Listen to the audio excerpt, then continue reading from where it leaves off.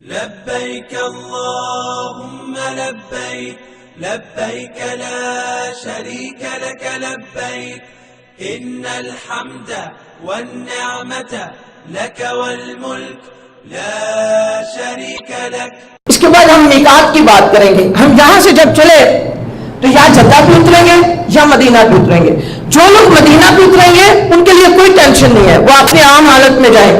خوشبو والا صاحب نے استعمال کرا ابھی وہ حالت آرام میں رہیں گے. وہ مدینہ میں جائیں گے, 8 دن وہاں رہیں گے.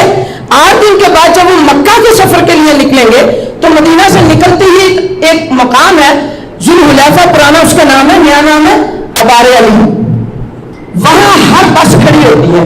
آپ کو ٹینشن لینے کی ضرورت نہیں ہے کہ بھائی کھڑی کرو, نہیں, آپ کو ٹینشن لینے کی ضرورت نہیں. ہر بس کو وہاں کھڑا ہونا ہے. ٹھیک ہے. اکثر لوگ کہتے ہیں کہ جی یہی اپنے ہوٹل سے نہا لو, وہاں جا کے کیا کرنا ہے, اور یہی احرام پہن لو, وہاں جا کے کیا کرنا ہے. دیکھیے رسول اللہ صلی اللہ علیہ وسلم جب نکلے تھے تو وہ تب بھی قریب ہی تھا مدینے کے, لیکن آپ علیہ السلام اپنے گھر سے نہا کے اور احرام باندھ کے نہیں نکلے تھے, وہی جا کے احرام باندھا تھا. جب آسانی ہو میقات پہ پہنچ کے احرام باندھنے میں تو ہمیں سنت پوری کرنی چاہیے. اور دوسری بات یہ ہے کہ اتنی بڑی مسجد ہے, اتنے زیادہ غسل خانے ہیں کہ بہت جگہ ہوتی ہے وہاں, ایسی کوئی مسئلہ نہیں ہوتا. ٹھیک ہے. اچھا, اب آپ جب جدہ جا کے اترنا ہے تو آپ تب آپ کے لیے ہے کہ آپ نے اپنے گھر سے نہانا ہے, نہا کے آپ نے احرام کی نیت سے وہ سارے کپڑے پہننے, آدمی نے ایئرپورٹ جا کے چادریں پہننی ہے اور پھر آپ نے جہاد پہ بیٹھنا ہے. ابھی آپ نے پڑھنا تلبیہ وغیرہ کچھ نہیں ہے, پڑھنا کچھ نہیں ہے. ابھی آپ میقات پہ نہیں پہنچے.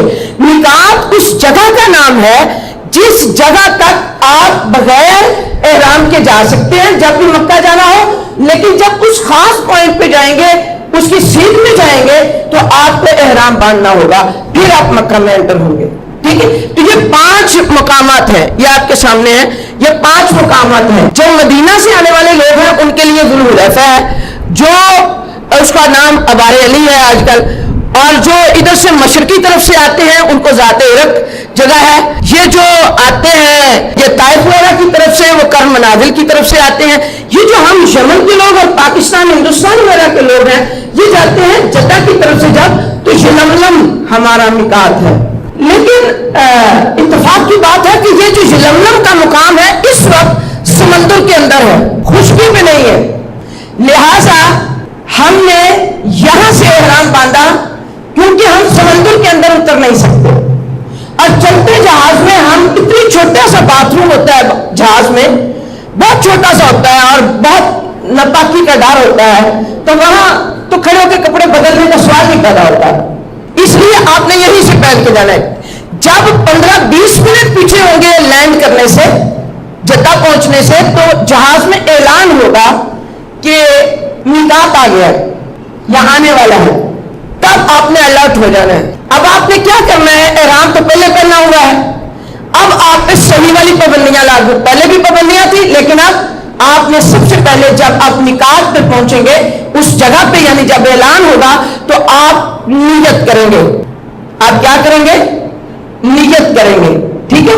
اب نیت آپ چونکہ پہلے جا کے عمرہ کریں گے, حج تمتع کرنا ہوتا ہے, عمرہ کریں گے تو آپ نے پہلے نیت کرنی ہے لبیک اللہم عمرہ. کیا پڑھیں گے آپ, لبیک اللہم عمرہ.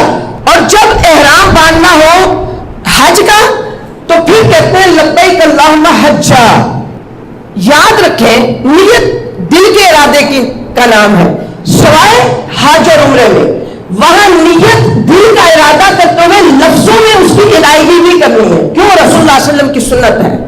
اس لیے کہ حج اور عمرہ ایک ایسی عبادت ہے کہ پوری دنیا کو پتہ چلتا میں یہ کام کرنے لگی ہوں, کہیں ریاکاری نہ آئے, ظاہر بھی ہونا چاہیے, اندر تو ہے ہی کہ میں حج اور عمرہ کرنے کے لیے جا رہی ہوں, تو اس کا اظہار کرنا ہے, اپنے آپ کو ہر قسم کے رحم سے بچا. لبيك اللهم لبيك لبيك اللهم لبيك لبيك لا شريك لك لبيك لبيك لا